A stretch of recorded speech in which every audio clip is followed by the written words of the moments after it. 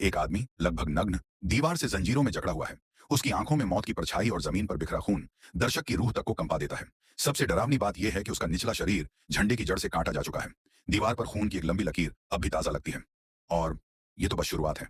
ये सब उस दिन शुरू हुआ जिस दिन जियांग जेनिया अपनी पत्नी की हत्या के स्थान पर पहुंचा। दरवाजा खुलते ही उसे जहरीली गैस का तीव्र झटका लगा। घर में पसरा सन्नाटा और जमीन पर पड़ी एक महिला की लाश। वह कई घंटों पहले मर चुकी थी, मगर सबसे अजीब बात, उसके शरीर पर संघर्ष के निशान थे और उसकी मुद्रा, जैसे मरने से पहले वह किसी से कुछ कहना चाहती हो। घर की चीजें चीख चीख कर कह रही थीं कि यहां कोई और भी था। बाथरूम से आती दुर्गंध और वहां पड़ी साइकोट्रोपिक दवाएं इस मौत को और भी रहस्यमय बना देती हैं। प्रारंभिक जांच में लगता है कि यह हत्या नहीं, आत्महत्या है। लेकिन क्या सच में? जांच आगे बढ़ती है और तभी एक खिड़की पर खून की लकीर दिखती है।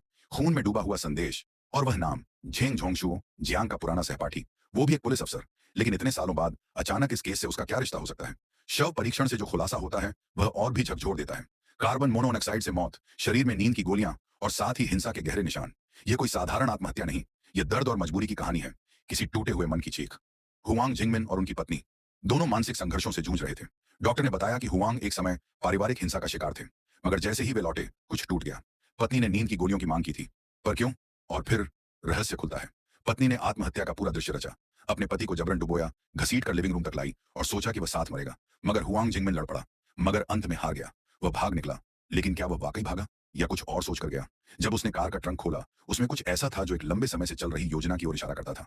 और फिर वह गायब हो गया। फिर हुआ अगला हादसा, एक और खौफनाक आत्महत्या। एक व्यक्ति जिसका निचला शरीर काटा जा चुका था, लेकिन इस बार डर और गहरा था। अब सवाल उठता है, हुआंग जिंगमिन क्या साबित करना चाहता है?